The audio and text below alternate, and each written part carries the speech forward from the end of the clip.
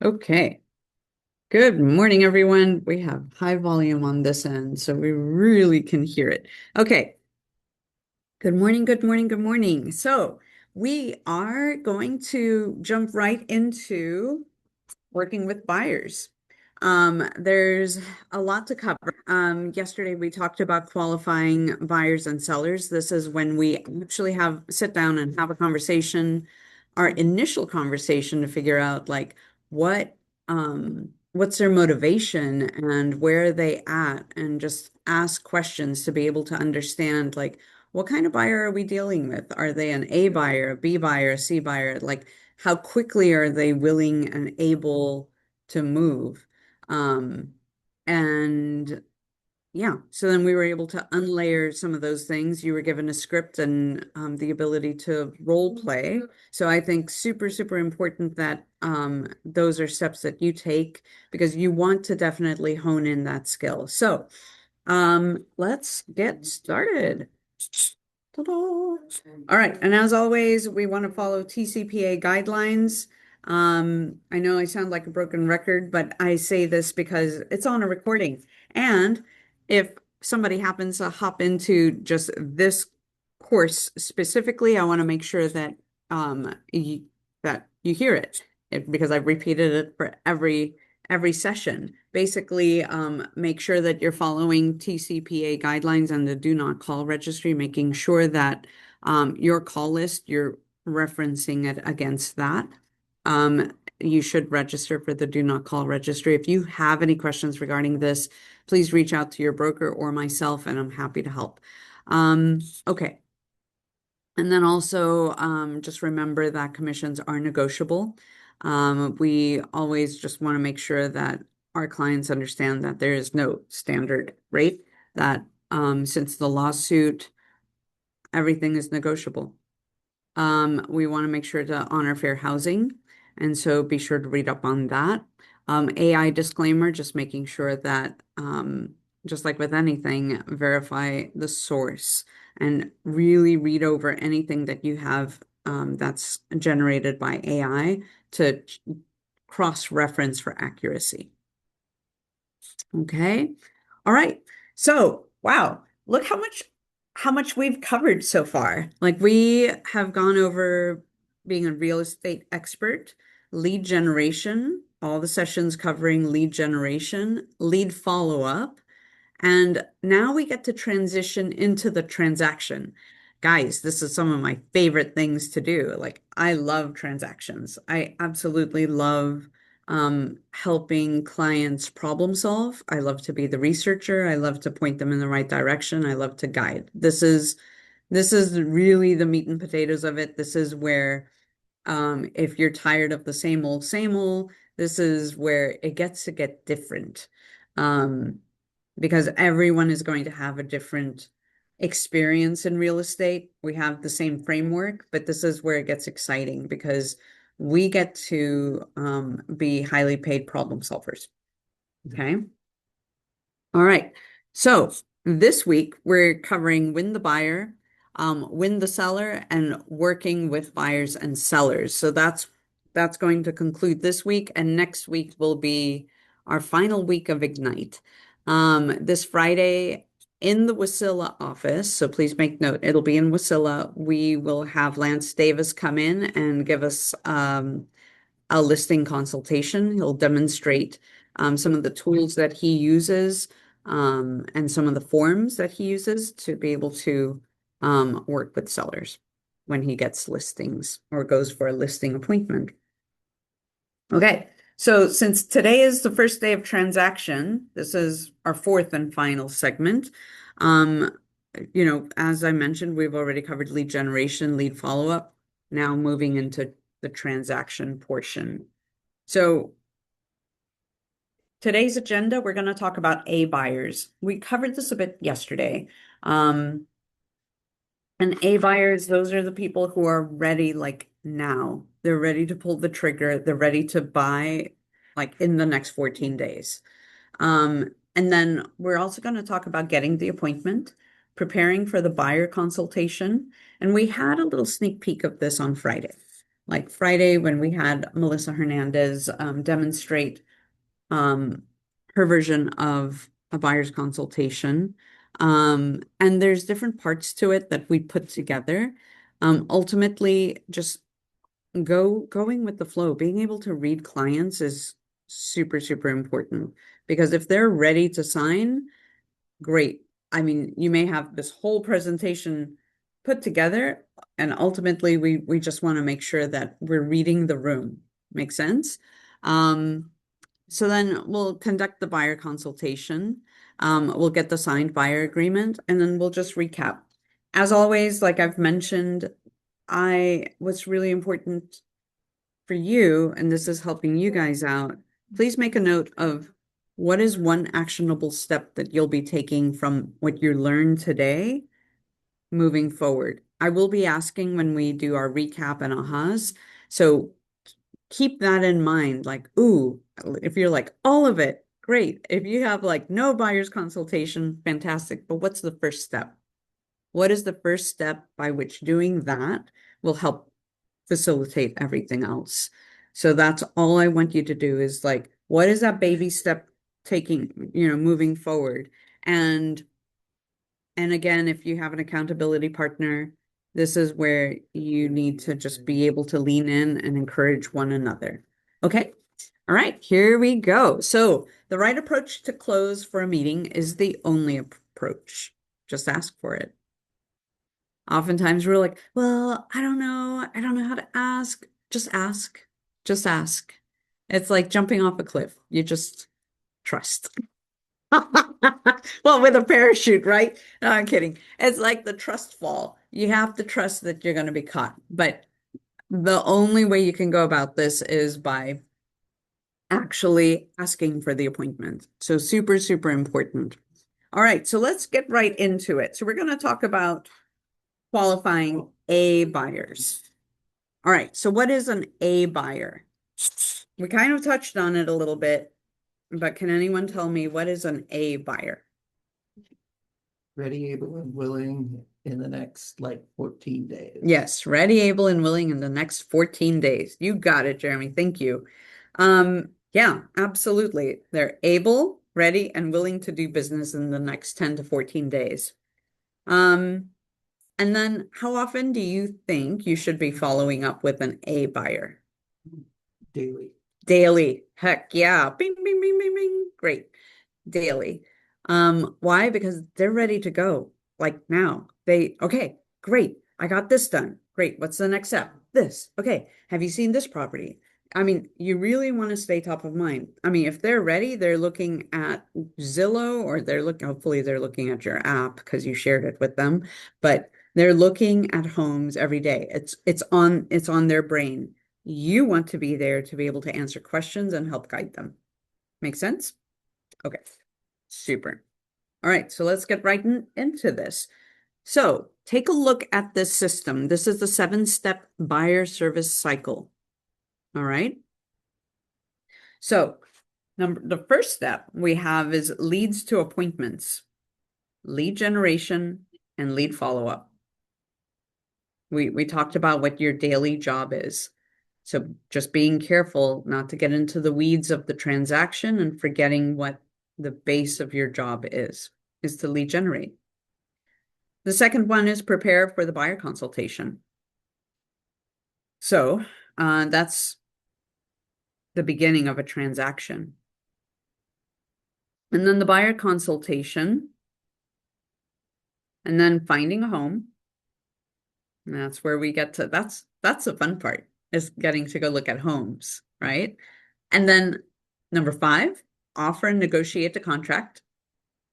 And that's also, there's an art to that. And if you like strategy, or if you're intimidated by it, think of it as like, ooh, well, let me think 3 steps ahead, or let me like gamify it. Think about like what's important to your client, or if you know what options there are to offer, mm, then it's like your client is the one that's making the decision. You don't have to.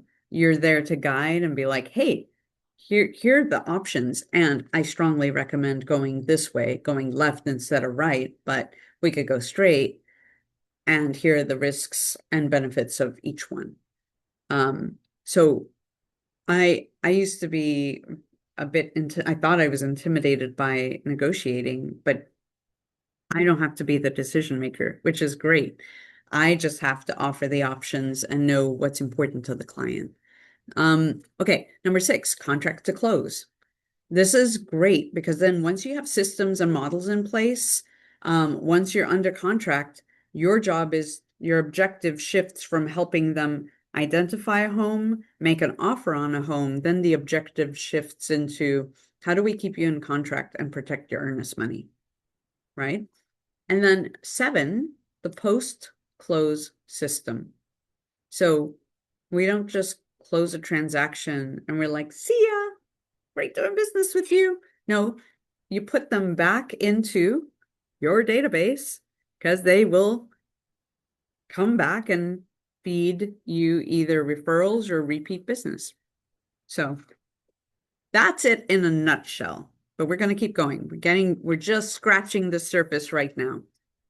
So now we're going to talk about how to convert those A leads to buyer consultation appointments where you can win the buyer. Okay.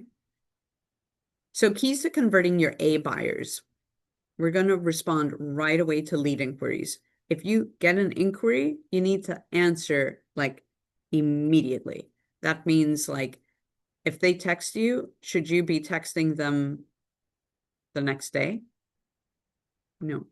If you can, like within the hour would be best. Within a few minutes, even better. It sounds like a lot, and speed wins.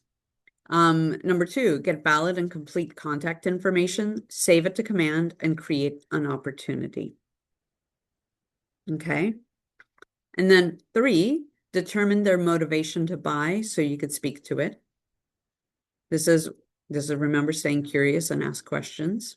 And then set the appointment, time and date for as soon as possible. The key to as soon as possible means that you want to make sure that you're not forgotten or they get distracted or they go a different direction. Like if you can meet with them tomorrow or the very next day, that would be best. But if you're delaying that appointment to the following week, please be sure to stay in contact with them. That's really, really important. Stay top of mind. Do you guys have any questions or comments about this? Any observations that you've had when working with A buyers, if you're working with buyers right now? All right. And feel free at any time if you have any thoughts, questions, reach out. I mean, like just speak up and we'll talk through it. If you've faced any challenges when working with buyers or you have objections, we'll be getting into objection handlers as well too. So here are 7 close to appointment tactics. Could I have somebody read this for me? Anybody online available?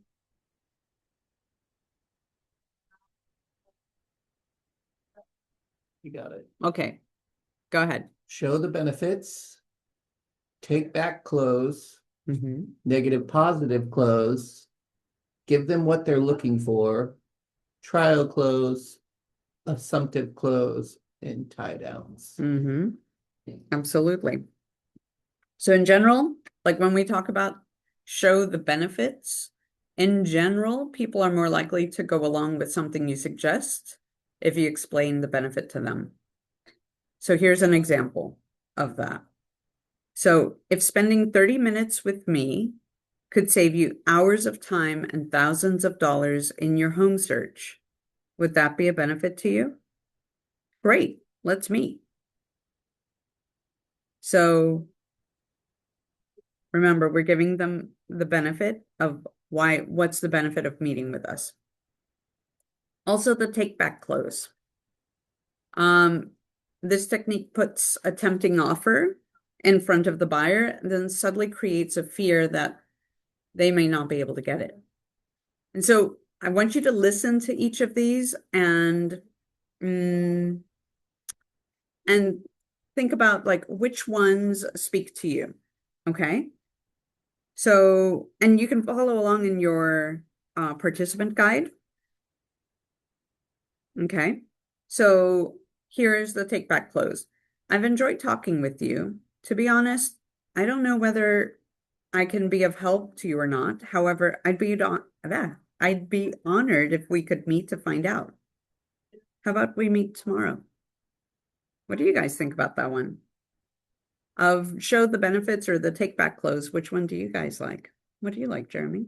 I'm the king of the anti-sales, so I usually give my take back kind of close. Yeah, there you go. It's like, and you're gonna find your voice, you know?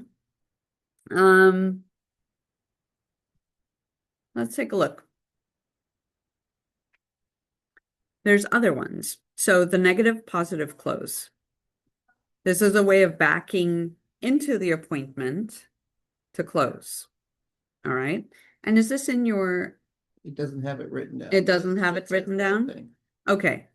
So this is something you can like write down these conversation examples.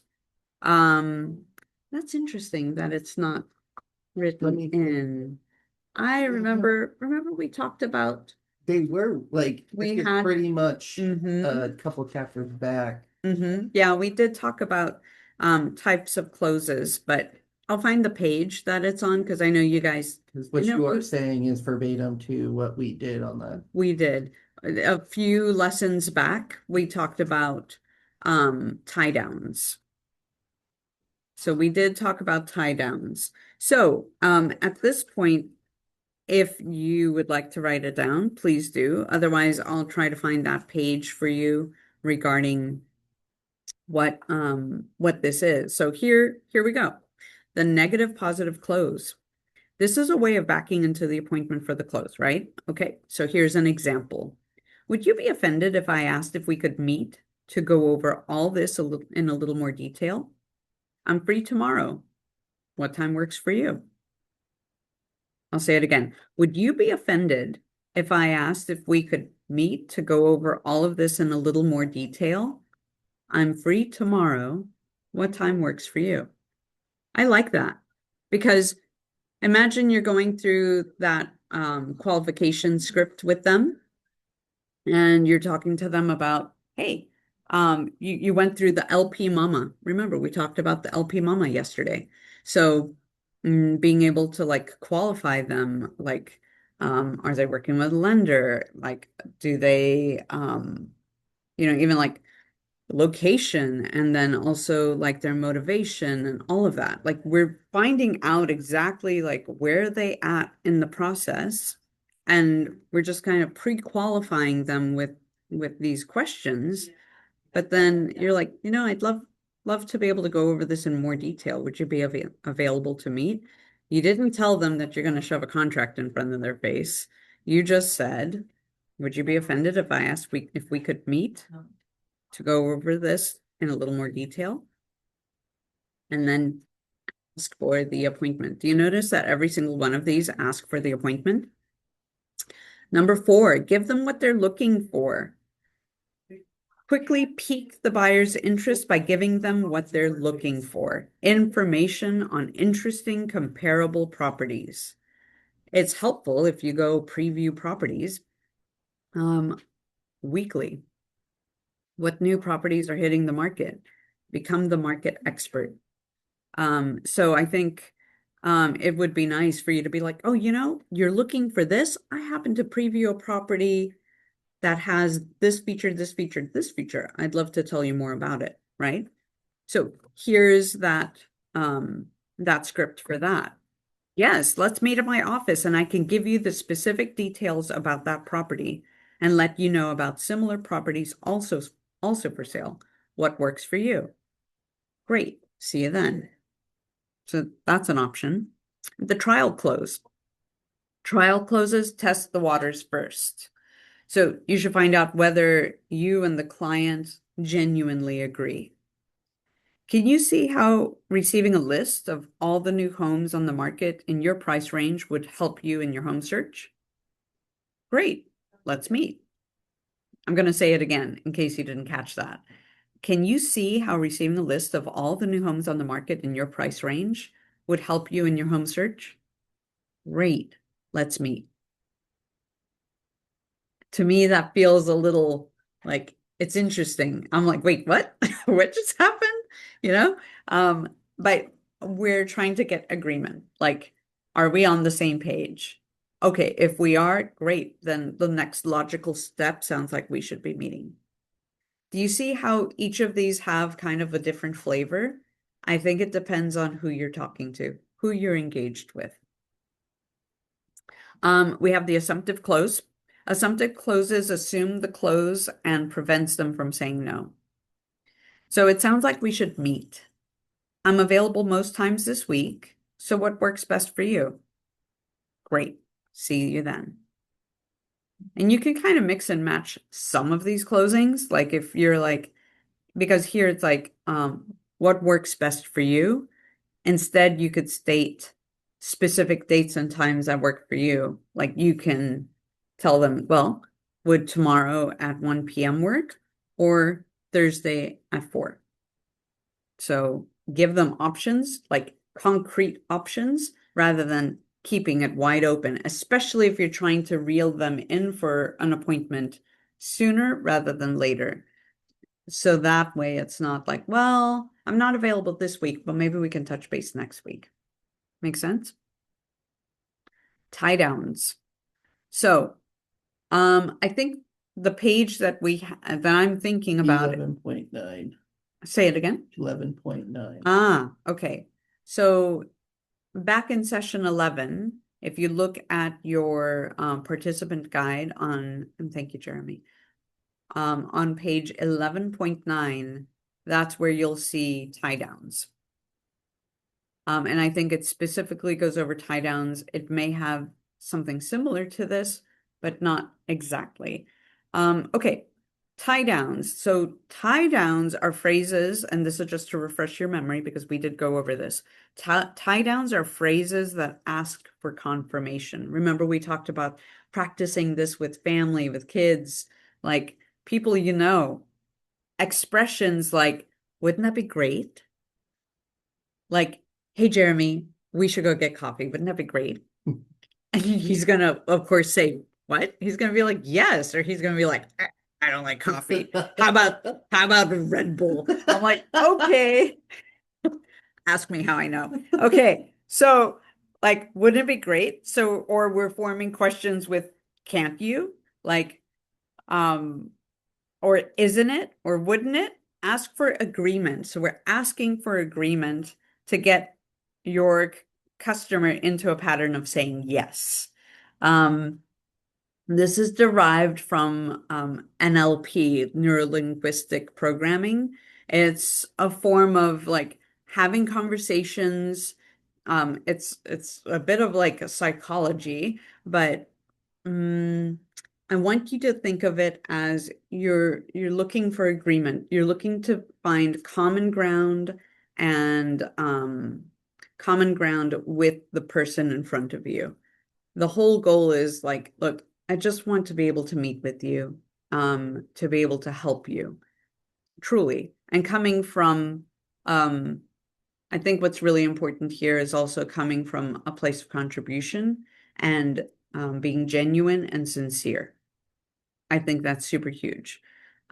This is not, and I'm going to say this once, this is not about manipulation. This is about using language to be able to connect with someone and say,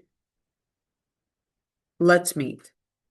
This is about relationship building. Okay. So I think that's really, really important. Okay, so regarding tie downs, here's an example, and I used one with Jeremy already, but we'll save hours on your home search if we meet in the office first. Saving time is important to you, isn't it? Great, let's meet. You see how that flowed? Saving time is important to you, isn't it? Great. let's meet. So we've given you so many different flavors of what to try. I'd love to hear from you guys. Of the seven that we've talked about, which ones speak to you? Two for sure. You like the two? Yeah. Take back clothes? And then the assumptive close. The assumptive close. Tie downs kind of remind me, and I hate to say this, of the art of war. Oh, interesting. Yeah. Yeah. It is very, very interesting. So it's not going to be everyone's flavor. And that's why I love that we have so many options for you to use. I like the negative positive close. I like, would you be offended if I asked if we could meet to go over all this in a little more detail? So, like I've asked some questions, but I'd like to dig deeper and I'd love to be able to give you some education. So it doesn't sound salesy. It sounds like genuine. So find what sounds good to you, practice it, and use it. All right. Okay. Here's the fun part. Buyer objections to the appointment. All right. When a buyer objects to meet with you, what are your first thoughts? Rejection? They hate. They don't like me. Yeah. Or that it's a definite no, or they're being unreasonable, or this is hard. Like, could that come into your mind? Remember, we have to be very careful about our mindset. This business is really going to work on your mindset and it's going to help with your growth. So if you're mindful of what is coming up for you, what comes up, what triggered, what was triggered, and how you choose to react to whatever happens. This is life wisdom I'd like to share with you. Whatever comes your way, whether it's in real estate, whatever triggers you and makes you go, ooh, if you have the awareness, number one, to just observe and say, ooh, that pushed a button. Ultimately, we are the ones to choose how we choose how to receive and respond to it. We can't control the other person. But remember the mantra I shared with you guys. It's like stay curious and ask questions. So that's the key to everything. If we have that awareness of what happened to us, what's happening internally to us, then and we realize, ooh, they triggered something in us, then can we just stay curious and ask questions? So ultimately, it's all limiting beliefs. And believe it or not, objections are really good for you.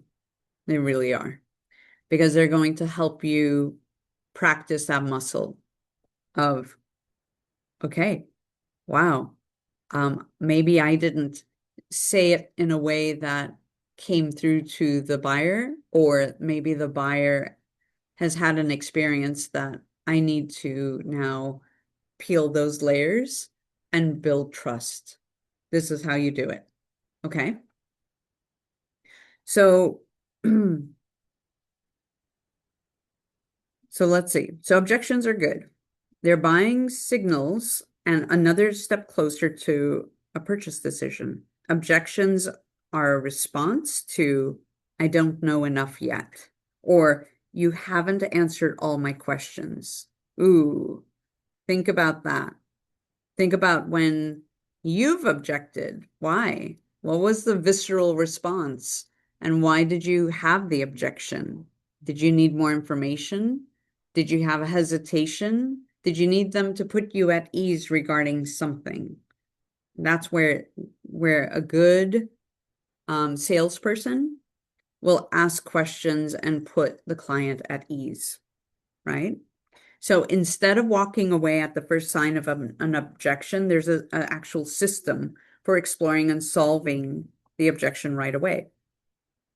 So look in your participant guide, and there's a 5-step system here for dealing with objections. Number 1, we ask questions. We investigate deeper and we ask, tell me more about that, or help me understand, right? So those are the things we want to ask. Make sure that you're asking those 2 questions, one of those 2. Tell me more, or help me understand, right? Number 2, empathize. Acknowledge and say, I certainly can understand how you feel. Because then you're touching that feeling part. Number 3, identify the real issue. So restate what you heard and ask for confirmation. So what I heard you say is this, right? So restating it so that they're like, oh, they're actually listening. Offer a solution. And number 5, urge an agreement. Ask again for the appointment. The key here, though, is when you're asking the question, truly listen. Listen, listen. When they actually tell you, tell me more about that. Help me understand. I can certainly, feel I can understand how you feel, right? Restate it. So what I hear you say is this, and maybe even asking, digging deeper. Tell me more about that. So what about this is causing your hesitation, right? So we want to make sure to seek first to understand. All right. So I also want to just address one more thing. If a buyer continues to object and that's their threshold, that's where they're at, it's okay to give them some space and circle back, but to maintain and cultivate that relationship. At that point, you need to cultivate it and give them space. Some people don't respond well to being asked directly and feeling pushed. So use your emotional intelligence to read the situation. Does that make sense? Um, so practicing responding to objections is one of the best way to demonstrate your expertise and to win business. All right. Um, so we're going to look at some common buyer objections in your participant guide. All right. So in your participant guide, we have one here that says buyer chooses to look on their own. Jeremy, can you read what's under that? Yes. I understand. Here are a few things to consider. It can be very time-consuming process, and with my access to the multiple listing service, MLS, and my real estate contacts, I can search all available properties for you and show you the best ones based on your need, saving you a lot of time and headache. Mm-hmm. Yeah, absolutely. So again, you have these in your guide to be able to help you practice. This can be part of your script practice, right? So, okay, so what if the buyer relies on searching online? Here's a script for that. And if the word script feels challenging to you, here's a conversation that we can have. The reality is that many times homes advertised online may not be available anymore. And how a property appears online is not the same as seeing it in person, which you'll need a licensed agent for. Finding a house is the fun part, and we get to do that very efficiently based on your expectations and needs. Once you find a house, the hard work of submitting an offer and getting you to the close begins. This is all part of the service and expertise I provide as your fiduciary. Make sense? Any thoughts on these? What do you guys think? You guys online?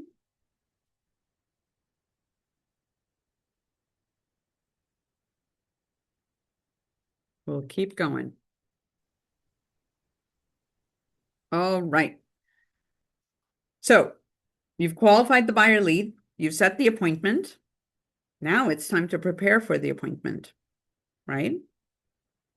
So the buyer consultation preparation checklist. So to get a signed buyer agreement, first you need to get to the appointment. When you make the appointment with your doctor or dentist, do they simply tell you the time and date and you head out to the office and that's it? No. I'm usually getting inundated with texts, with phone calls, with reminders at least a week ahead of time, and they want confirmation. They're like texting me, uh, type C to confirm or type Y to say, yes, you'll be there, you know? So they're really, really good about confirming, um, following up a week in advance. Like if it's that far in advance, even down to the day ahead of time, even down to the same day, multiple times. Like if you're confirming the appointment, hey, looking forward to seeing you later today at 1 p.m. Great way to like confirm that, right? So, all right, so let's take a look at your participant guide and let's review the checklist at a high level. So, number one, we're going to confirm the appointment date and time. Number two, confirm the appointment location.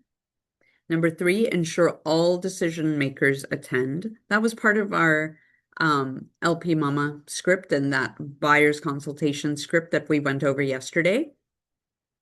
So ensure all decision makers attend. Complete your buyer guide. Okay. And then prepare the meeting space in person or virtual.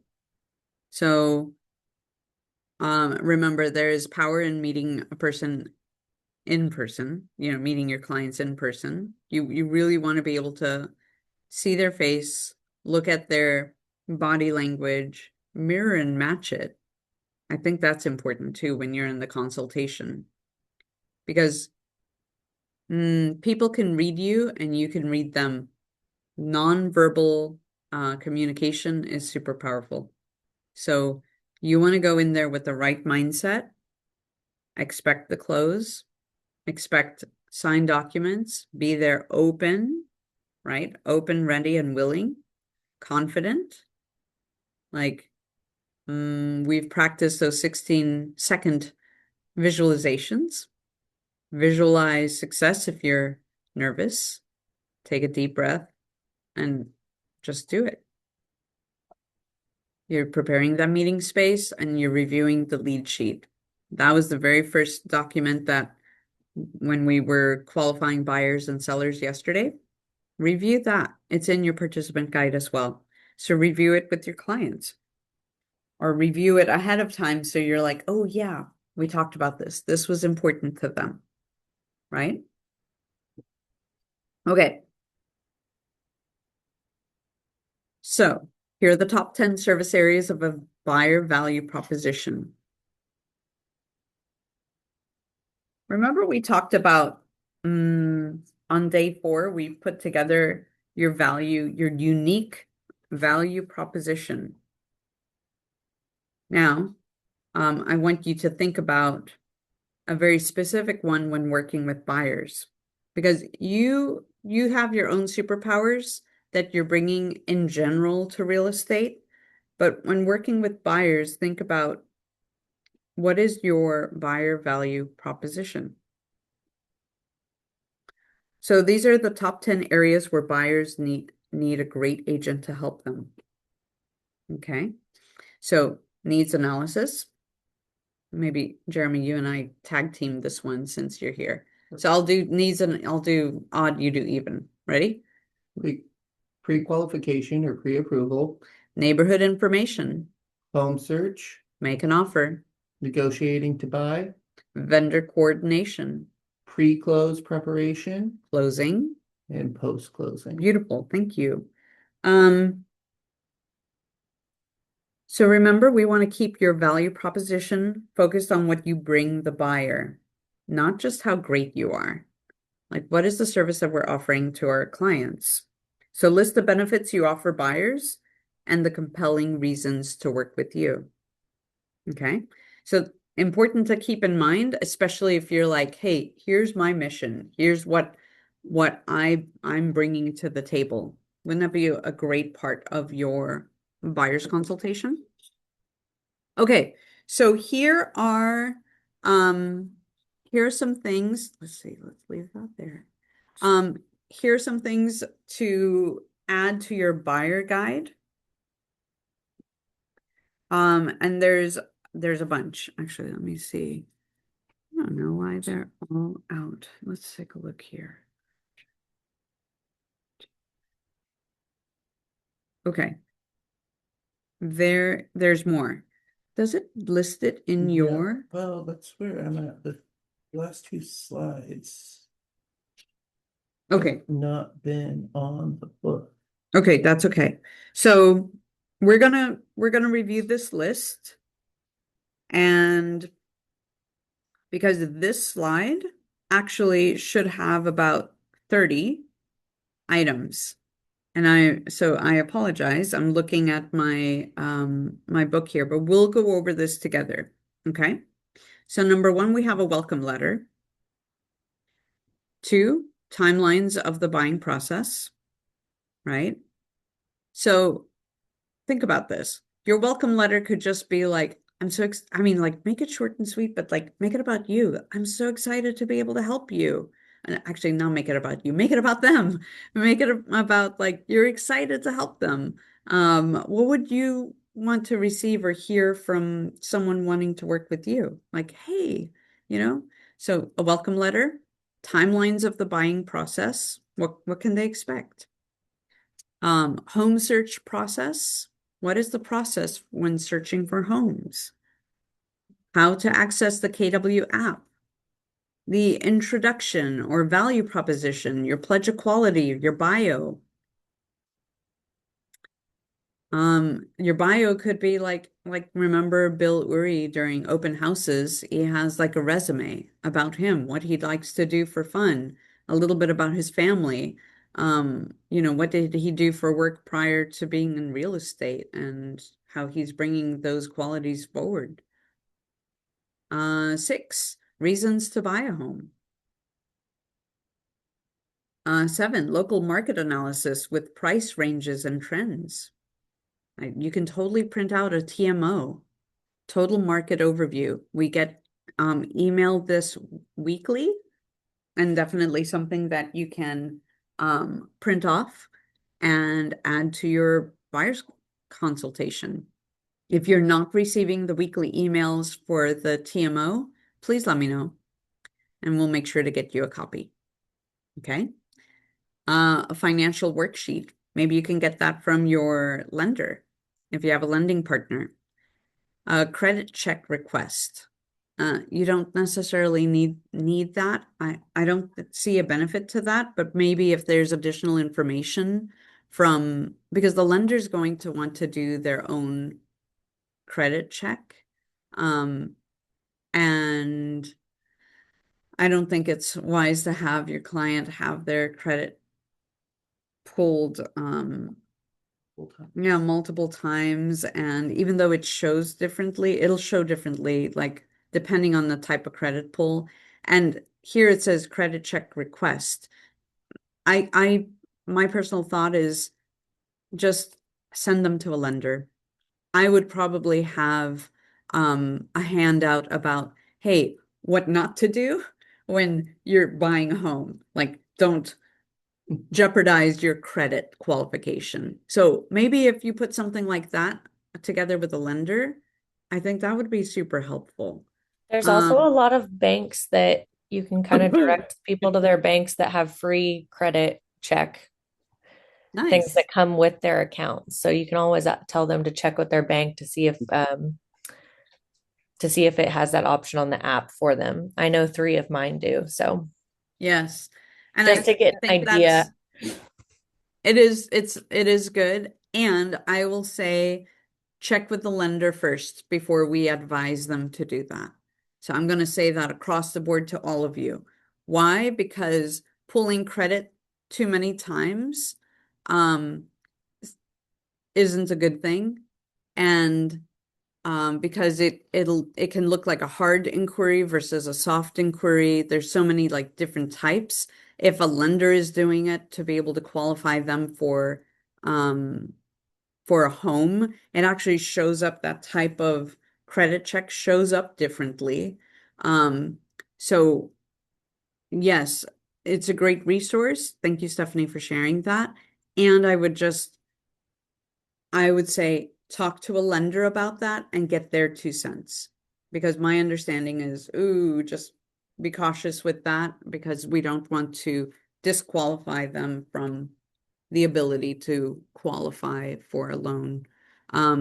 So Outside our expertise. it's outside our expertise, so that's for sure. Okay.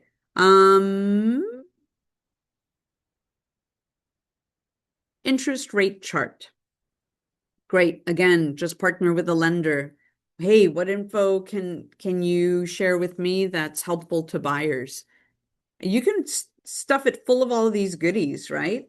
It makes it look like robust, full of information. It's going to be able to give information to others that may be information hungry, or like they just, the more the merrier. It's like you're feeding the spectrum of interest. And then number 11, items required for a loan application. Again, a lot of this is lender specific.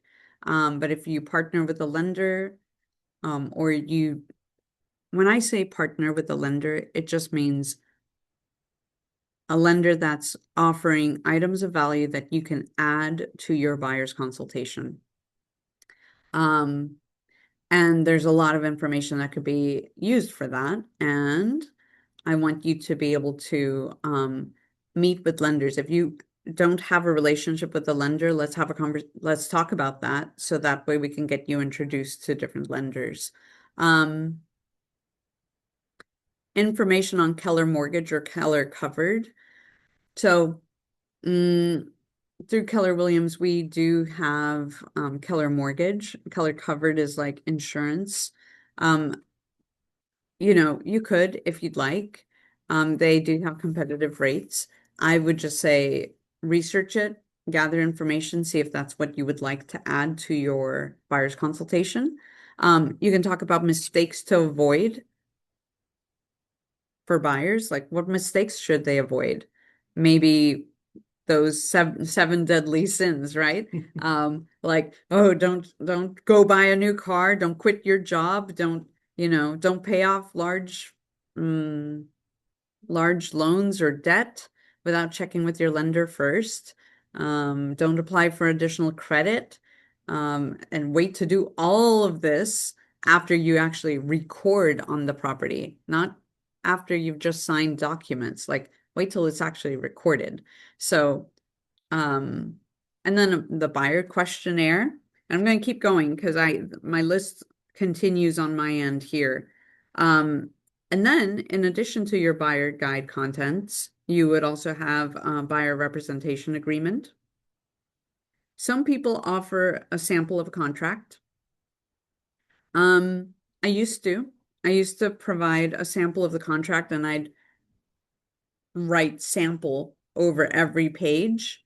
There are a couple of train of thoughts on that. I've stopped doing it. It just depends on who I'm talking to. I think if you do a really good job at explaining the process during this meeting, and then at the time of writing an offer, you're going to avoid a lot of misunderstandings. So I probably wouldn't, if I were you, add a sample contract. You can include information about making an offer. Number 18, closing on a home. What does that look like? Inspections. Maybe you have information on different home inspectors. Maybe you have a sheet that you've put together with the names and numbers and emails of different home inspectors. It would be kind of cool if you had a QR code on there. So it's like, boom, they can download their contact information right to their phone. You can include information on title search. What does that look like? Here's a hint. Um, First American Title has a handout about what is title, what is all of this, and it's very comprehensive. I usually add that into my Easy to understand. it is super easy. Yeah, I've given Jeremy a copy of that, and it's I've pulled it out in a console too, so good. yeah. So I would use that to educate yourselves as well. And if you're curious about it, I'll see if I could get a PDF copy of it and upload it into our Google Drive. Okay. Um, 21, agency disclosure. This is when they say agency, it sounds like from the lower 48, but maybe it's the AREC, right? So it's our AREC. Service providers. Maybe you have a list of service providers that you can offer. And that's another a lead generation opportunity to be able to talk to your sphere of influence about, hey, what vendors do you like using? Especially like during the snowfall and everything and ice and whatever. Like, do you guys have any good plow people or landscapers or yada, yada, yada? Add and create that list because it's an item of value that now you're giving to someone who's potentially becoming your client. Local attractions, someone who's from out of state. Hey, welcome. Did you know that we have this here and there's some trails here? Cater it according to what you know their needs are, right? So if you know they're outdoor they enjoy adventure and being outdoors and they love hiking or they like skiing, wouldn't it be nice for you to gather some information for them about what's in the area? Or if they're relocating from Anchorage to the Valley, get information about the Valley for them. Yeah, go visit the visitor center. Maps with names of neighborhoods and zip codes. We have a lot of technology right now, but it would be nice to know like, hey, here's some neighborhoods that you may want to be aware of. Since you want let's say, for instance, this is actually a good idea. And this is what comes to mind. Oftentimes we have a lot of medical people or military people who come um, who just relocate to the area. So what if you know someone's moving to that's taking a job over in the Med District? Wouldn't it be nice if they say we want to be really close? What if you gave them a list of neighborhoods? All my med people have done that. Oh, Like we need to be, a 20-minute drive from, family or the main hospital. And so I gave them, a radius of, this is about a 20-minute drive. So this is where you want to look. beautiful. Great job, Jeremy. That's awesome. Yeah, so you can be of that service. Think creative. This is where you can think creatively and like, what are their needs? What are they looking for? And if you meet with them and you have this beautiful presentation and you put some thought into it, it really makes you look like the professional. If you know that they have kids or it's really important to them that they're in the Colony School District, well, what if you had school information or they have different age groups? Even though, yes, I understand that the Valley is boundary exempt, we have boundary exemptions, but if you had school information, you know, and even like links to boundary exemptions or whatever, maybe people didn't know about it. Being able to gather some of that information a utility guide. Could you visit the local like MEA or N-Star or Chugach Electric and find out like do they have any guides for utilities or whatever, like pamphlets and stuff, and put stuff together for your client. Moving tips, like what if you had something with moving tips?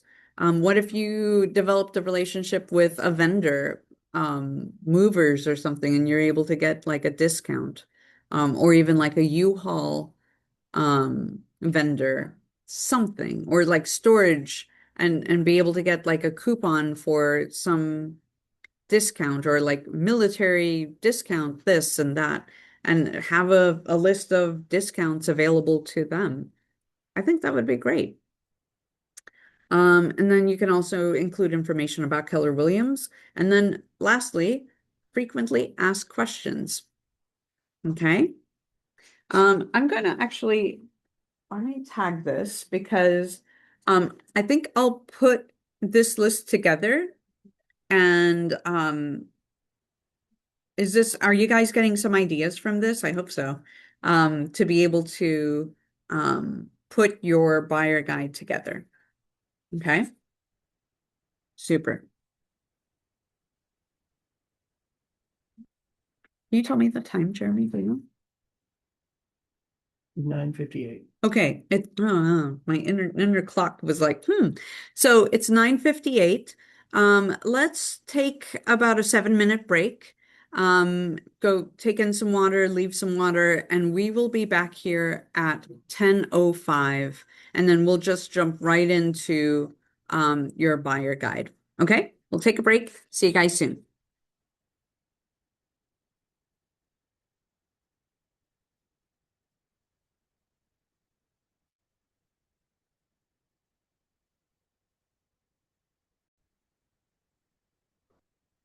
All right. Okay. So what I wanted to do is to introduce you to the KW Canva, and you have the ability to be able to get into that Canva through your KW account. If you have any questions, reach out to us, either Brian or myself, and we'll be able to walk you through that. What I'd like to be able to talk to you guys about and show you is what you can do here with this. I'll show you something. Let me go to my projects first. So we have like some different buyers presentations. And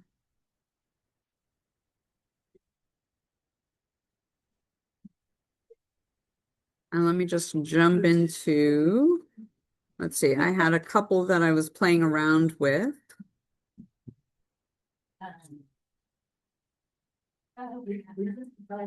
Here's a sample of one. So like one that you can totally customize. And this is called the Modern Buyer Presentation. And so you can totally customize it here with your client's name, right? And then here, when you have the KW logo, you would have uploaded a logo here and be able to, transfer that out, right? Let me actually get that out. We're going to replace that in here. No, that's not going to work for me. This one. Usually we'll be able to like swap those out.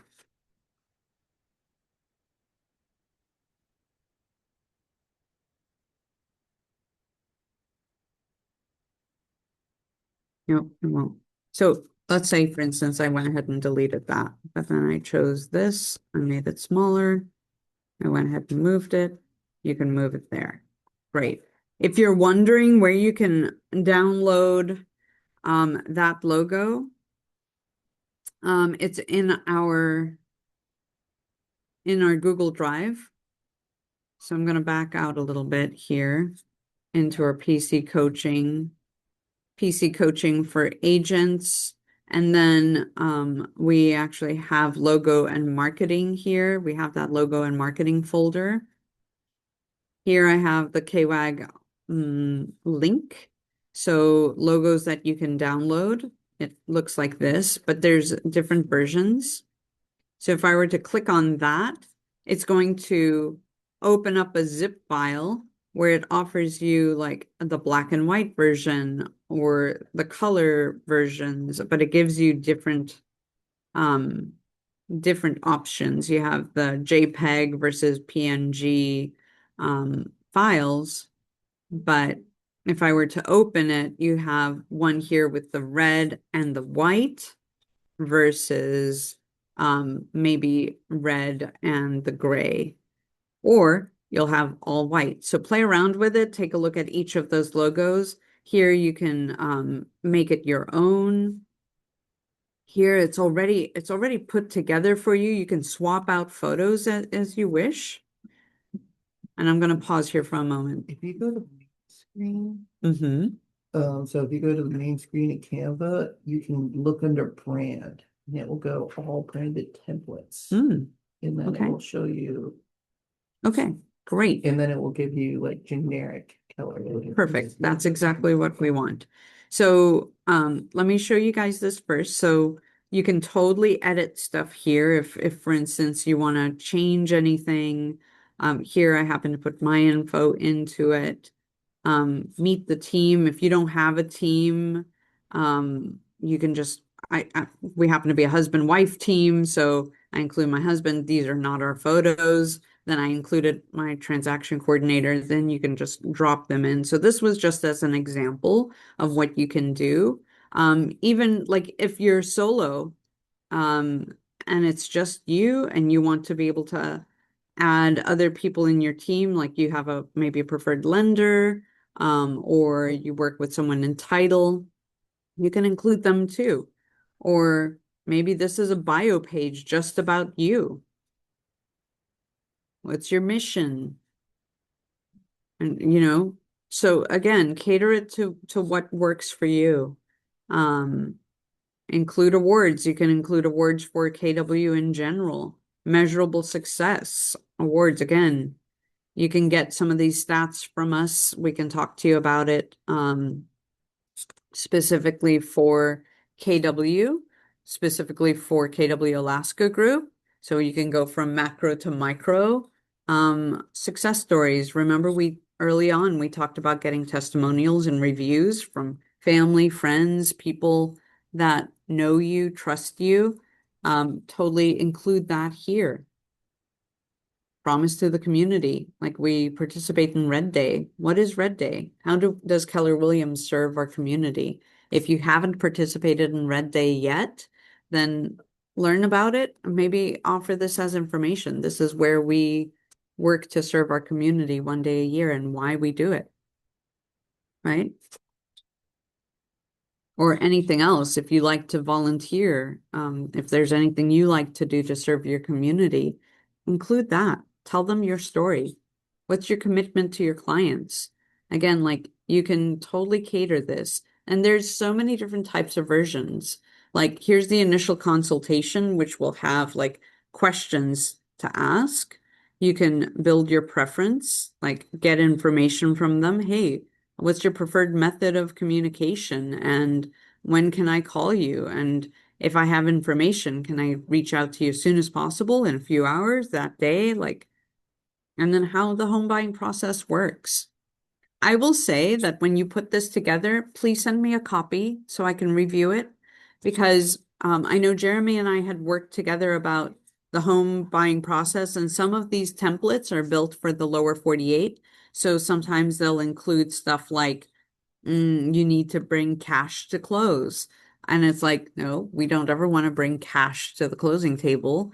Or it'll talk about bringing your social security number or bringing certain things that really don't apply here in Alaska, or talk about termite inspections.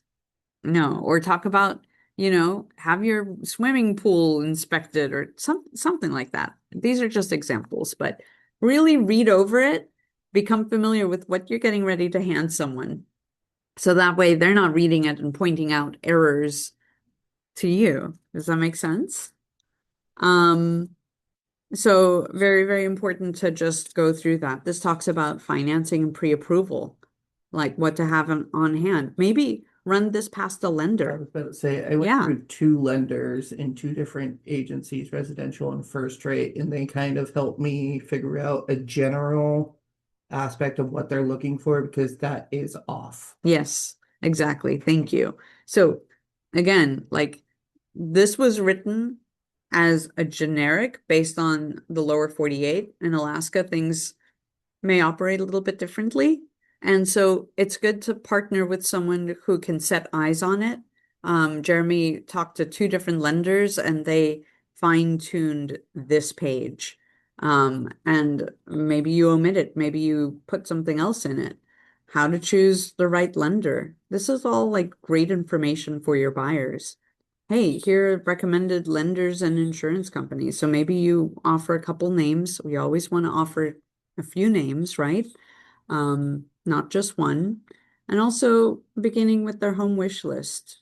This may have some questions. You get to go through this document with them, ask questions, and you're taking notes, right? And then maybe there's a featured listing that you want to include. You can totally do that. Does it have to be yours? No. But it's something that you could market? Sure. Your home wish list. Again, just look over this to make sure it makes sense to you. Again, you're going through the wish list with them. You can get as detailed as you want with them, but also remember the goal is to have a signed agreement. Talk about their neighborhood preference. You can go through each of these questions, getting to know the neighborhood. If people ask me, what do you think of this neighborhood? If I don't live in that neighborhood, I'm going to say, I don't live in that neighborhood. What I would suggest is that maybe you knock on the door of a couple of neighbors, go introduce yourself and ask them what they think about it. That is the best answer I could offer you guys, because we don't ever want to be like, it's a great neighborhood. Is it? Do you know for sure? And what if something's important to them about, safety, or are there sex offenders? By the way, you are not to get on the sex offender registry at all. Let your clients do the research. Why am I telling you this? Because if you get onto that registry, then do you have some knowledge? Let them do the research. Let them look firsthand and gather that information. I also put the link to crime statistics. Beautiful. I don't want to even get close to steering, so. Precisely. So that I was getting there too. You can offer the phone number to public safety, whatever else, whatever other information they need to be able to do their research. This is a great opportunity to be able to guide them towards resources. That's your job, is to only guide them towards resources. Neighborhood insights. If you wanted to put together some stats regarding maybe a couple of neighborhoods and what's the average list price, average selling price, average price per square foot. By the way, you can get a lot of this from the MLS. If you have questions about how to do it, let me know. But when we went over stats before, you can get really nitty-gritty as far as areas, even like within the Anchorage Muni. So you can find out like what's the average list price, all of these details, right? And then market highlights, popular neighborhoods, market insights, local tips, outdoor fun. Again, how can they find things, a reliable source of information? Different sources, and you can talk on each of these, make these talking points and just touch on it. The app that makes home searching easy. And maybe you include a QR code for your app, or you're like, take the opportunity and say, okay, great. You have your phone on you. Wonderful. Let me share my app with you. Okay. And then talk about making an offer and what that process looks like. And maybe you have some questions. Know the absolute most you're willing to pay. Make an earnest money deposit to solidify your interest. See what contingencies we can waive. And they're like, what contingencies? Well, this is part of that education. So we want to make sure that we're clearing title, that they are, the home inspection period, or do you have to sell a home prior to to closing on another property? So how we navigate making those offers. Here's a quick guide. So this is all just already put together for you to help, answer some questions. Do you have to go through it page by page with them? No. Just let them know that this is general information, that if they have any questions, they can reach out to you. But basically, I'm showing you like, what does this contain? You see? So, and then it talks about commonly used terms and then your information. There you go. Okay. Okay. So let me go back to our home page. Okay, Jeremy, because Jeremy and I were like, we, Mhm. Oh, no, sorry. Go to Brand. That's where it was. Okay. This is where I was like, where's the KW stuff? And I had found it before, and all of a sudden I'm like, I don't know where to find it. So I'm gonna go back here to the home page. When you're here at the home page, go to brand, and now you can search brand templates. Maybe just type in buyer. Okay. It's going to talk about modern listing, modern buyer presentation. Maybe I'm going to type in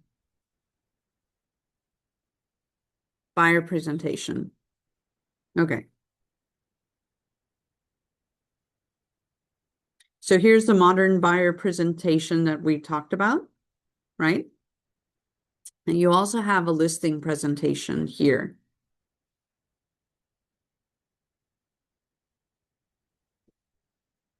So this is all material that KW has put out.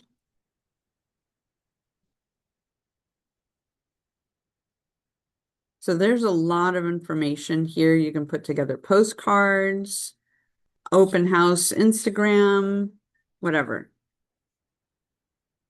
And on the side, you can see there's logos. I'm not sure if the KW Mhm. is gonna, Yeah, so that's a great point. So here it's just going to say Keller Williams. You need to use the Keller Williams Realty Alaska group and upload it into your Canva account.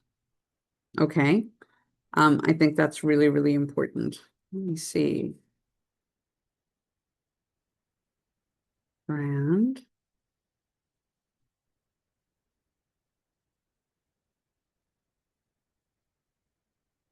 So there's a core brand. Okay. Yeah, so this is a little bit different. So if I were to go back here, even to the main page, you have other options. So you can type in buyer, let me just go to templates, and you'll have other examples, like other samples of stuff for you to use that maybe they've already put out. So you can just kind of explore. Let's see if I were to type in, home buyer presentation. let's do that.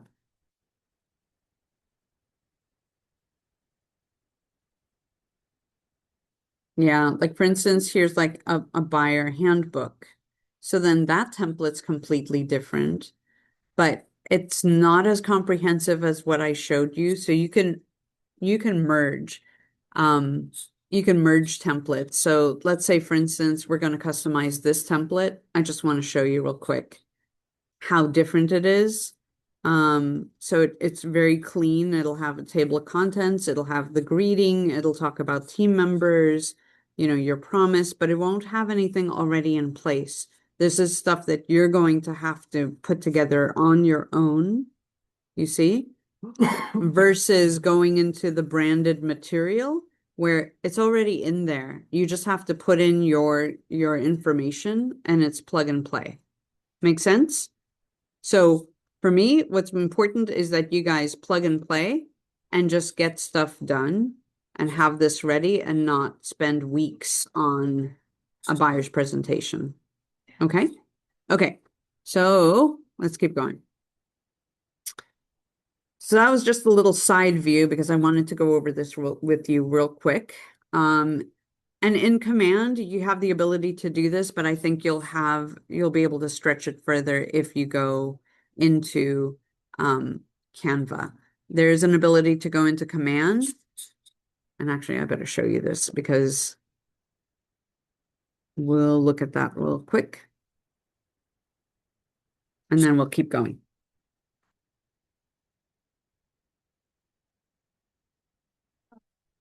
Okay, so let's go into command. Here, look at KW. If you click up here, you have everything here. We're going to drop down into designs. Okay, and we're going to create a design. Maybe it's print material. We hit next.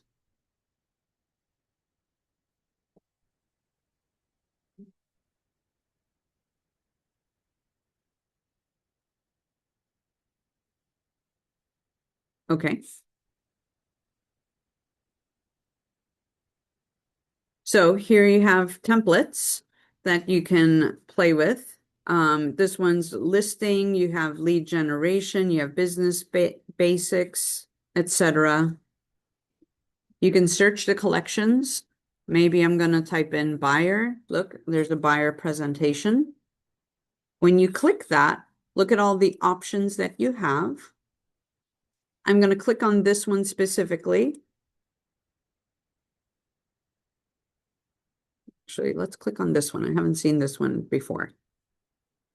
And we're just going to go ahead and hit use. No.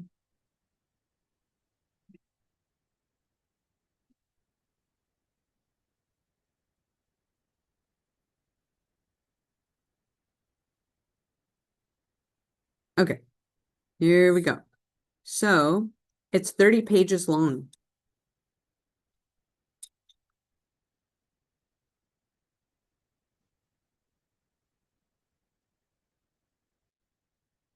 Where is my pages?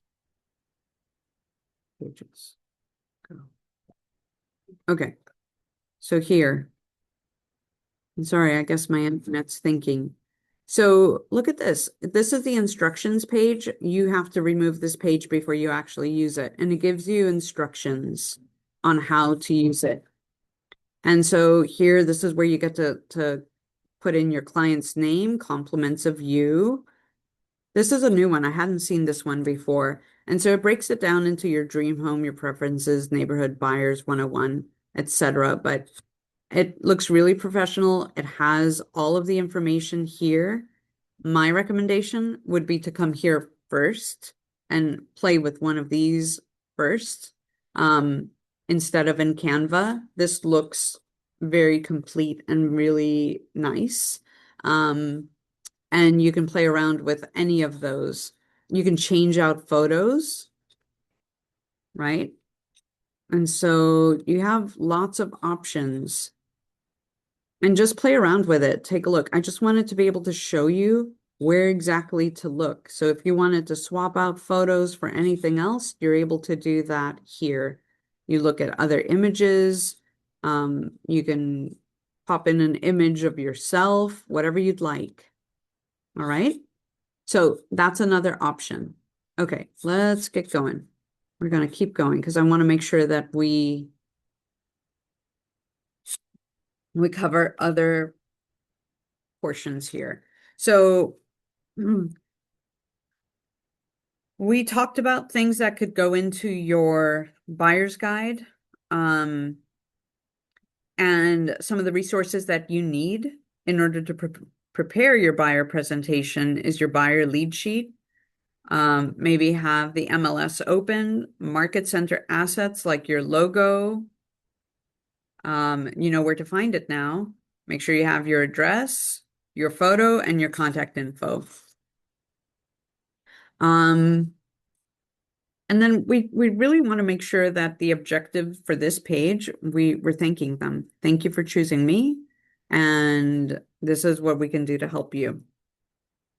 So this sets the tone for the appointment and your relationship by covering the buyer's needs, wants, values, and relationships. So here you're helping them visualize what it is that they want. This next section talks about their preference.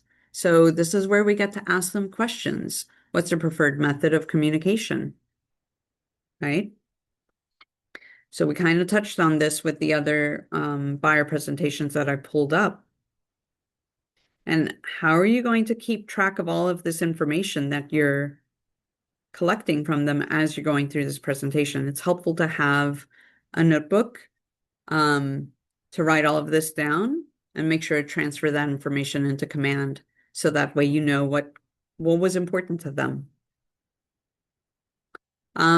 You could also, since we're in this wonderful technology age of AI, you can totally use something like Granola AI or Otter AI to be able to record your buyer's presentation, have them listen in on the conversation with permission from your client first, saying, look, I'm going to be using this tool so it can record our meeting and take notes and summarize, help me summarize the points of our meeting, right? But always make sure to ask permission first.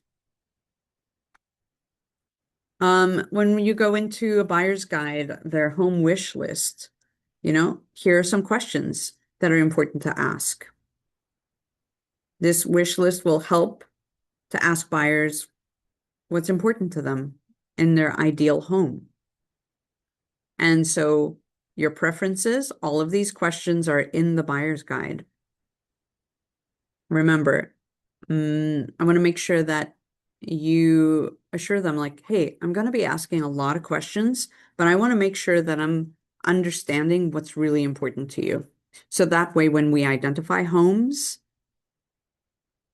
instead of saying, okay, let's look at 25 homes, and they all of a sudden we're looking at homes that don't meet your criteria, we want to be very efficient. That way, help me better understand what's important to you. Right? So if you tell me that, and this is me talking to my client, so if you tell me that having a ranch home is really important to you, tell me more about that. Wonderful. Okay. You've had knee replacements. You don't want to be able to, you don't want to have to walk up and down the stairs. I totally get that. But then if you send me a listing that has, it's a 2-story home, please understand that I may ask you a question out of respect and just verify. I thought when we went through our buyer's consultation, you told me it was very important that you had a ranch home. What has changed? What's different now? So it's also the way you approach them, right? So these are questions that you could go through with them. Who will be living in this home? What are the non-negotiables for your home? If you had to name your top 5 non-negotiables, what would they be? That's helpful. A fun thing that I've done is I usually ask the wife, and or if there's a husband or wife, or if there's a partner or a couple, or whoever the decision makers are in the in this dynamic, what I do is I ask each of the decision makers separately. I'm like, okay, listen, I'm going to be asking you what your top 5 non-negotiables are, and I'll turn to their partner and say, and I'm going to ask you to pause on making any comments because I'll come to you next. Boom.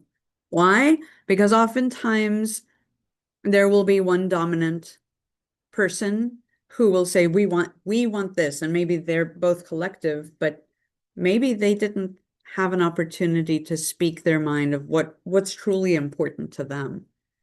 And so knowing that, then we can mesh it. So I will ask them separately. And we kind of like poke fun or have fun with this because then all of a sudden the one who usually isn't dominant will start to talk. And if someone else chimes in, they're gonna be like, wait for your turn. And I love it. It happens all the time. They're like, no, this is my list. You wait for your turn. So it's really nice to see that and people feel heard and seen. So and then do you have any preference for the year the house was built? Sometimes that's important. Some people don't want a project. They'd like a newer home. Or some people want a house with character. They don't want cookie cutter. So you'll be able to hear both ways.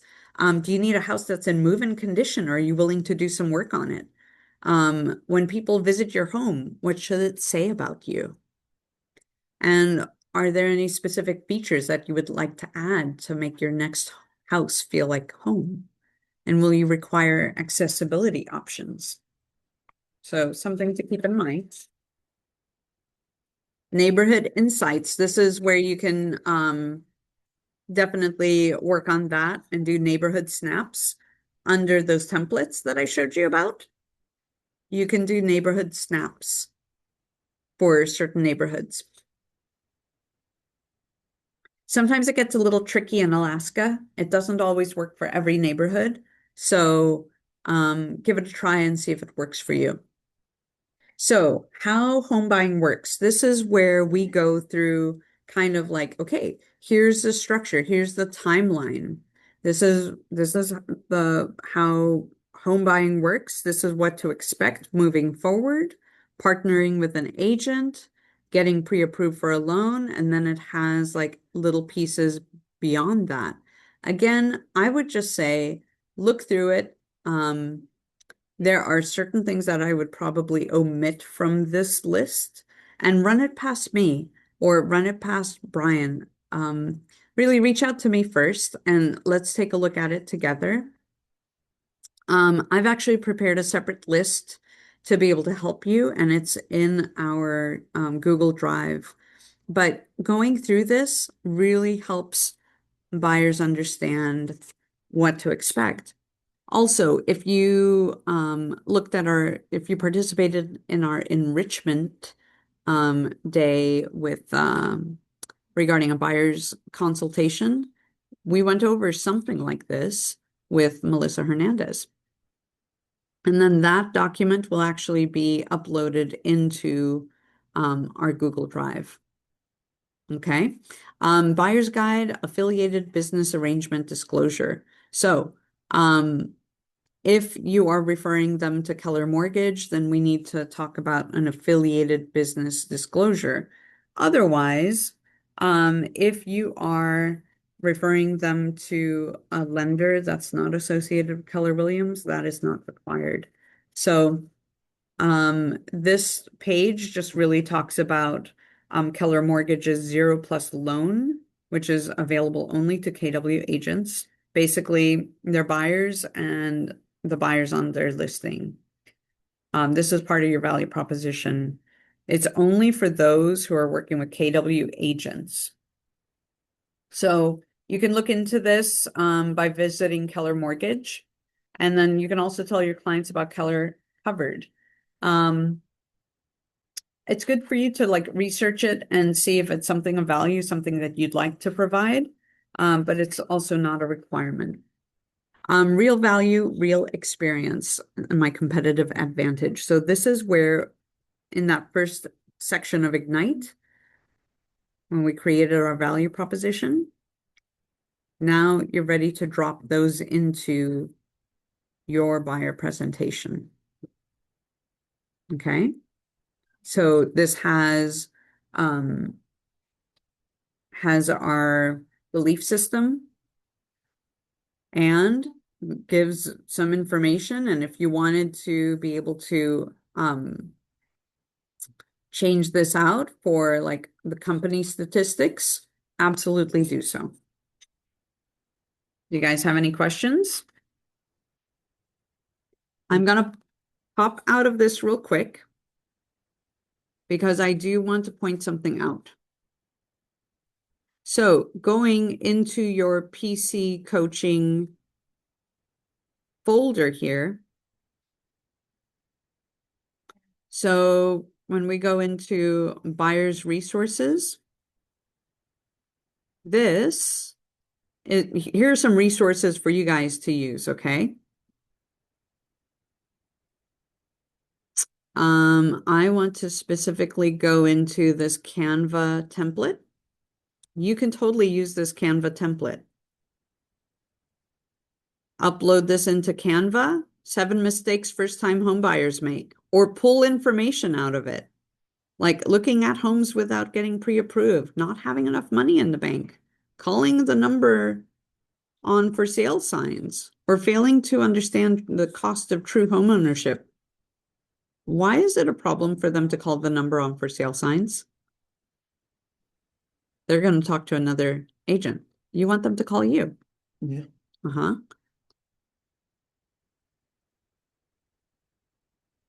Expecting to find a home that has 100% of the features that you want. No home is perfect. So, and then haggling in a seller's market. Not trusting your hired agent to do their job. You can mix and match, take, leave, whatever you want. Just play around with it.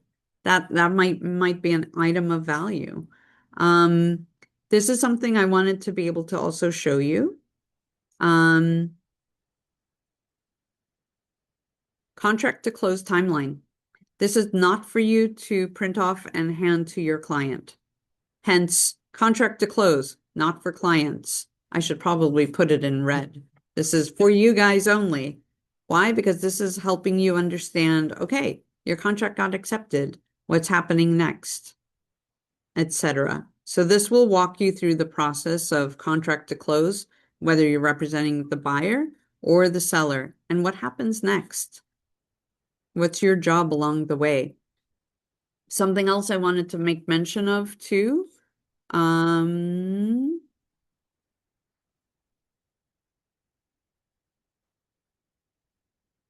it's almost there. I downloaded a lot of stuff last night. These are all the videos, guys.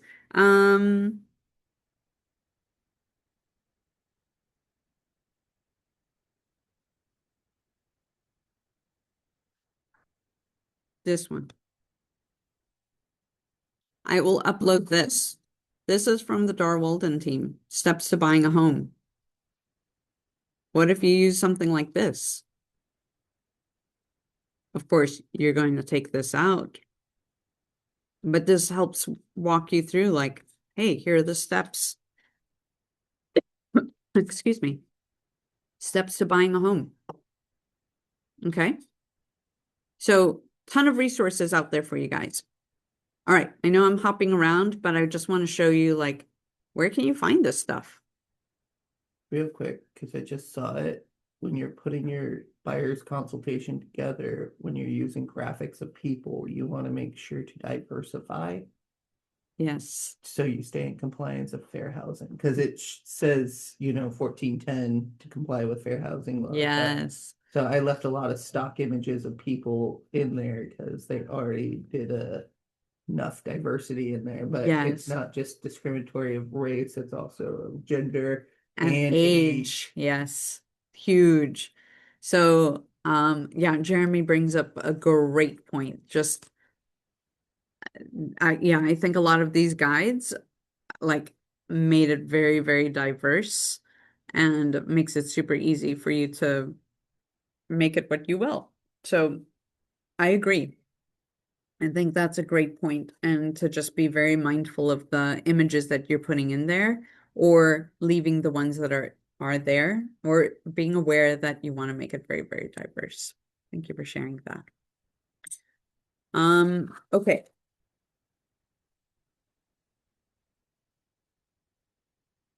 So preparing for your buyer consultation. So, prior to meeting with them, you should already have your buyer consultation put together.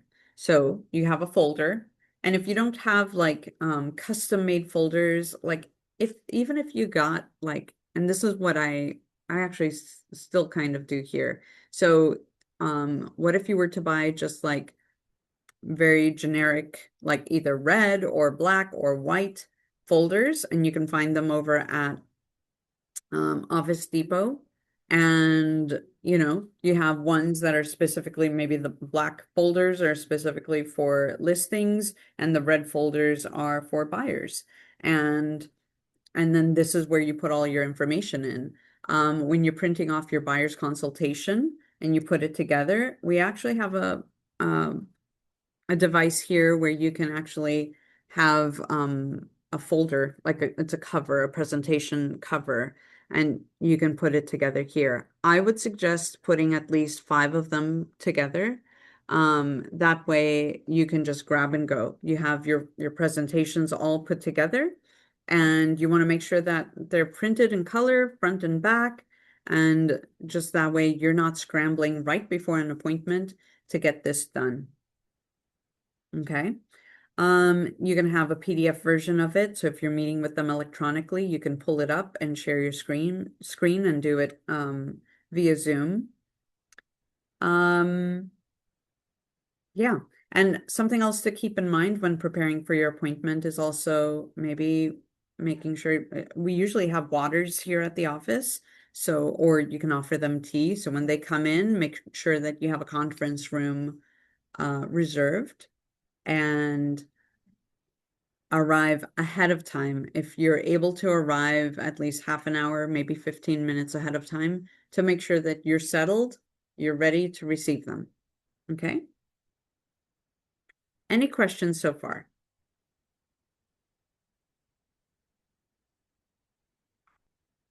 Okay, here's a quote.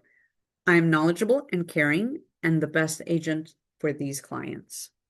They will appreciate my expertise and preparation and choose me to represent them as they buy a home. Remember, this business is all about mindset. How are you approaching them? How are you welcoming them into the office when they arrive? That's super important. This is a way to combat negative thinking as affirmations. We definitely want to be able to use this. Okay. So if you repeat this affirmation, it gets you into that mindset. So we want to make sure that we welcome buyers when they arrive, when they come in, just making them feel comfortable. Maybe you using Board to be able to just connect with them. And here's a role play conversation. Let's say Jeremy is the buyer. Hi, Jeremy. Thank you for letting me help you. My goal is to give you a 10 plus customer experience. To do that, I'd like to get a clear idea of what you're looking for in your new home. So with your permission, I'd like to spend the next 20 to 30 minutes exploring what the right home for you would look like. We'll call this your 10 plus home. With your permission, I'd like to write notes as we go along so I remember everything that's important to you. It may seem like a lot, and I'd rather ask you 500 questions now and show you the right 5 homes than to ask you 5 questions and waste time showing you the wrong 500 homes. Does that work for you? Yeah. Great. So how does this conversation set the buyer up for set up the buyer expectations? Do we know?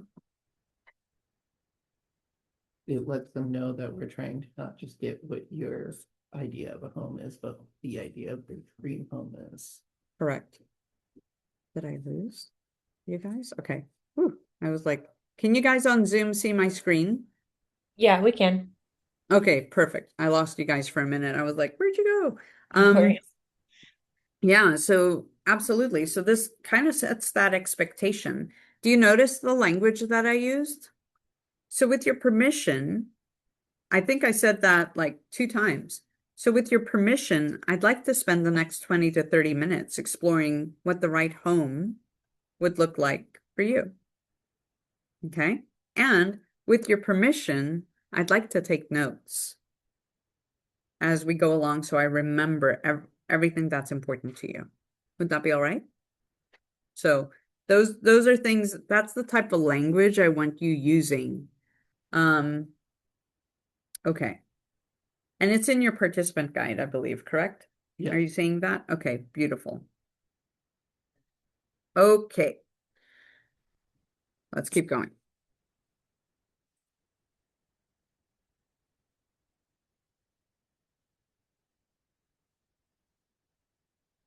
Okay, so a big part of your buyer's consultation is filling out the needs analysis. And this is where you listen much more than you talk. So oftentimes they're going to tell you a lot of what's important to them. So these questions are set out in the buyer's presentation and command and in your participant guide. So we're going to be mentioning the needs analysis a lot as we cover the rest of the transaction. So if we look at some of these questions, like how many stories do you prefer? Or, you may want to go in here and I don't know, like some of them have, do you want a swimming pool or a hot tub? Like maybe you want to omit swimming pool, although some homes do have swimming pools in them. I don't come across them very often, but or do you need special outdoor arrangements for pets? Or then you go into bathrooms, like how many bathrooms do you need? What are your needs in each of the bathrooms? Maybe some people are like, we definitely want showers or we want tubs in each one, so you're kind of chiseling away and uncovering their needs by asking them these questions. Again, you're just going to read body language because if your 20 to 30 minute presentation turns into 2 hours, that's torture. Has it happened? Yes. Ask me how you know. So it has, but you just want to get right on it. Great. Okay, boom, boom, boom, boom, boom. Ask questions, go quickly. Also, as we go through these transactions and we're working with buyers, sometimes they may refer to like, hey, if we're in a multiple offer situation, do you think it would be helpful if I wrote a letter stating, why this home is important to me?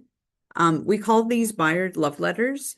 NAR calls them liability letters because their belief is that it actually leads to fair housing violations. Like they could reveal some information about themselves and unconsciously the seller could um, decide they don't like it and want to go with another offer, or there's something they don't like about something that was said in the letter, and we really don't want to put um, ourselves in that position or our clients in that position. So this is just a little bit about that. Just we really don't want to get into that. Any questions? Any thoughts? Okay, we want to talk about getting the signed buyer agreement. So, when you're working with that and you've gone over like their needs and wants, you also want to be able to go over, um, you definitely want to make sure that you go over the AREC and that you're going over the buyer personal service agreement. I have recordings on each on how to do that. And it's very specific. So you really want to make sure that say, great, now that you understand the home buying process, we want to talk about the AREC and we want to talk about this buyer personal service agreement. I do things a bit differently. I'll tell you my practice. You can do it however you feel is right. I usually go over the AREC. The AREC is the Alaska Real Estate Commission Consumer Disclosure. We call it AREC for short. This talks about the relationships between the licensees and the consumer. And it talks about 3 different relationships that could be held. And this document is required by the state of Alaska. It's Alaska statute. If I don't go over this document, I could lose my license. This is my spiel. Do you hear how easily it rolls off the tongue? I want you to be able to practice that and make it sound really natural. I go over this document with the clients before I go over a buyer's consultation. Because if they're not willing to listen to that or sign it, then I don't need to go into the whole conversation and the whole buyer's presentation. Does that make sense? So the way I choose to practice is great. Anytime we're having, and this is my verbiage, so I want you to just take a mental note here. I'm talking to you like you're the client. Okay. So we meet. Great. I'm so glad that we're meeting here. I'm excited to be able to talk to you about your dreams and hopes and to be able to help you reach your goals of home ownership. Before we get started, the state of Alaska requires me to go over this document with you. It is a document, it's a consumer disclosure, and it explains the different types of relationships that could be held between a licensee and the consumer. It's kind of like when you go to the doctor's office and you look at the HIPAA form, talks about your patient rights. And same thing here. If I don't go over this document, I could lose my license. Does that make sense? Yeah. And then usually my clients are like, uh-huh. I'm like, great. So I'm going to talk about this in reference to there are 3 different types of relationships that could be held between the consumer, that's yourself, and myself, the licensee. Here in Alaska, we call ourselves real estate licensees instead of real estate agents. So you may hear me go back and forth by using licensee or agent, but we're real estate licensees here in Alaska. Also, with that, so we have the 3 different types of relationships. One is specific assistance. All of the duties that are owed under specific assistance are listed here. I also want to mention that under this relationship, your information is not confidential. So these are all the duties, and I will read them out loud. I'm not going to be like, read it. Do you have any questions? Sign. No, I actually go through it thoroughly with them. These are the duties that are owed to you. Do you have any questions? No. Okay, great. Moving forward, I anticipate that we'll be working together under representation, where I'm representing you as a consumer. You're buying a property. So here is the next type of relationship, representation. All the duties I just went over with you under specific assistance, these are also owed to you. In addition to that, there are these that are listed, and I'll read them out loud. And they'll be like, and then I'll stop and I'll say, do you have any questions about that? No? Okay, wonderful. The last one is working in a neutral capacity. This is where I'm working as an intermediary between a buyer and a seller. I don't represent either party. I'm working in a neutral capacity, and it's a very trusted position. And in this case, I feel it would be in your best interest that I represent you solely. Does that make sense? And they're like, oh, yeah. And I said, if I'm put in this position where I have the ability to work in a neutral capacity, I have to have written prior authorization from both the buyer and the seller before I can work in that capacity. I keep using capacity. Work in that role. Does that make sense? And then they're like, yes, wonderful. So the clear winner then would be representation, right, guys? So with my client, I'm like, okay, great. Does all of this make sense? Wonderful. The next page is an acknowledgement page. It just states that you're signing, that you understand that I've went over this document with you. And do you see here? It states that this is not a contract. Does that work for you? Great, wonderful. Sign here. Initial under representation, and they'll initial usually the bottom of every page, and then they'll have to sign, and you will sign. Then I move into my buyer's presentation. Actually, I take that back. Then I go into my buyer contract. Sometimes I won't have them sign that until after the presentation. Or depending if they feel ready, if I'm like, ooh, they're ready to sign right now, just have them sign it. Explain it to them, and you can go into detail with them about it. I highly recommend, even if you have experience going over a buyer's personal service agreement, please look at my video on how I present that. That's in our Google Drive. Why? Because I don't know, maybe hearing someone else present it, you may get some ideas. I still can learn from others. I love to be able to hear how other people present it. Okay? I hope that makes sense. Was that helpful? Yes. Okay, good. I hope so. So, so that's my stance. I want to make sure I get the AREC out of the way. If they feel like, oh, hold on. If I feel that they're already ready to go and like they've signed the AREC, great, what's next? What else do I need to sign? Great, then they're ready to, if they're ready to listen to the buyer's personal service agreement, then review it, but get good at explaining it. Be a pro.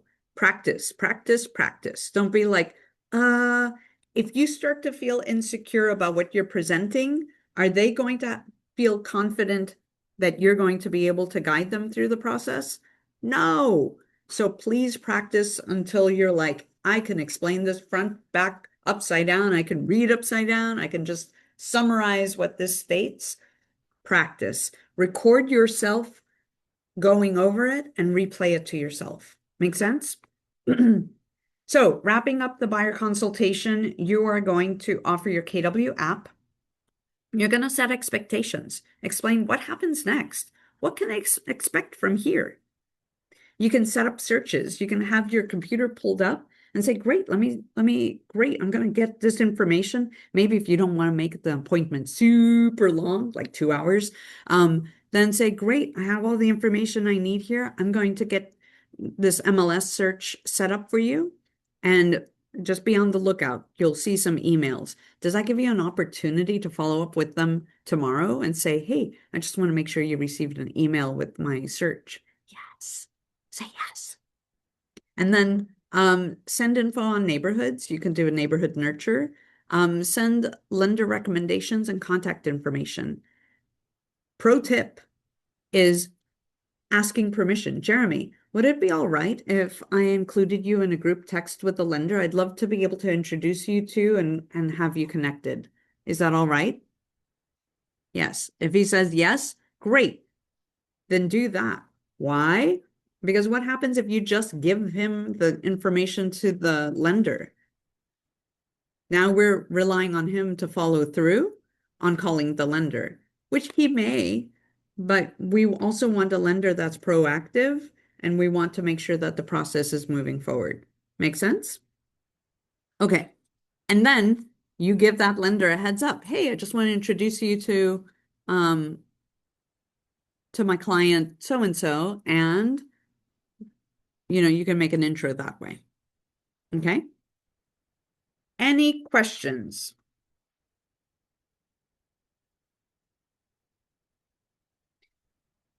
Here's the big thing too, setting expectations.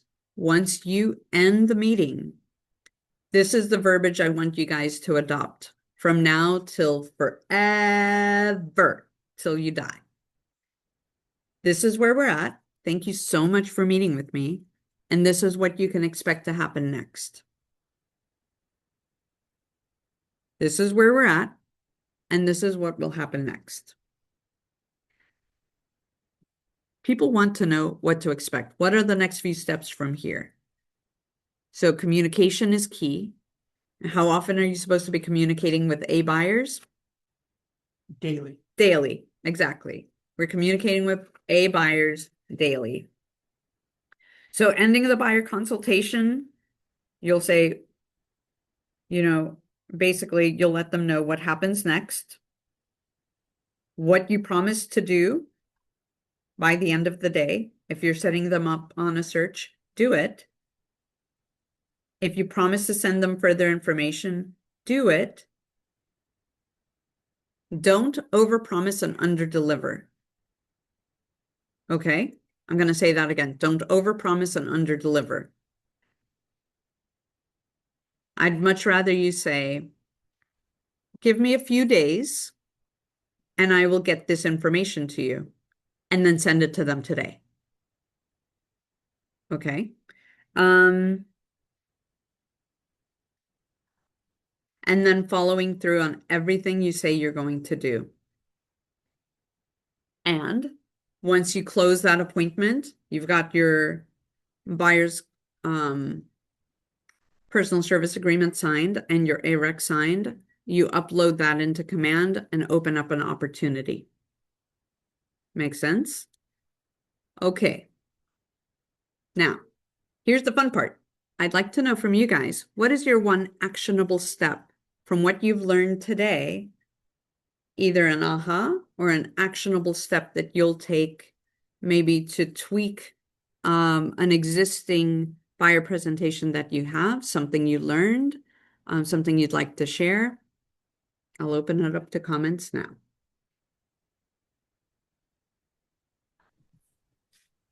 I think for me, I mean, I'm in the process of creating my buyer's guide. So I think this was just a lot of great information to have.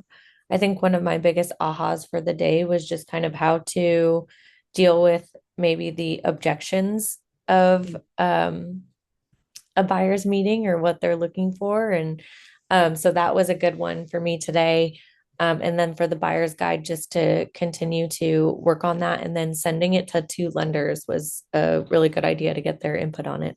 So those are my kind of three or two action steps and one aha. Great. And then when you get done with that buyer presentation, send it my way. I'd love to take a look. Yeah, absolutely. And I did get your text, Stephanie. I didn't have a chance to answer you, so I'll connect with you after this.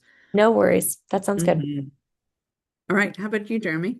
Yeah, the objection part of being able to, in the process of asking questions, empathizing and whatnot, that is a really good resource of just kind of trying to keep a meeting. I really enjoyed that.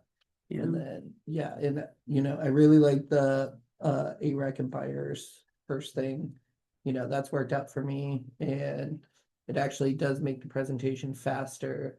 And I've even set up searches with them where they've downloaded the app, and then I started subscription for them on MLS. And together we go through the home needs during the presentation. Yes. And so you're actually just setting the subscription up right there. Yes. And you do have to tell them it takes a little longer, during the meeting, but it works. And they enjoy that because they're like, okay, you're ready to get started now. Yes, exactly. And exactly what Jeremy said. You can totally have the MLS open and start to like put together that search. But if you're like wanting to also do it a different way, totally can do that too. I think it's super helpful either one. Just read your clients, see what's important to them. Yeah. Anybody else? Kelsey, do you have any thoughts?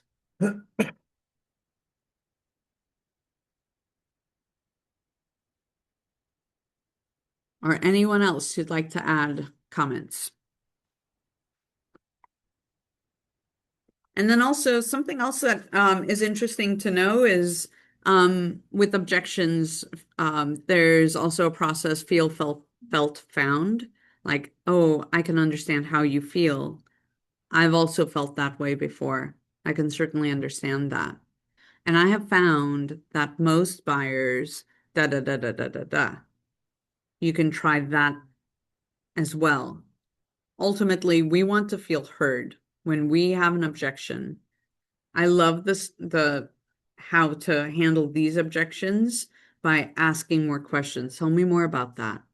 Okay, wonderful. Thank you so much for that. And really, you can ask 3 questions deep, go deeper until you uncover really what that is for them. All right, so I'm going to conclude this class and stop our recording.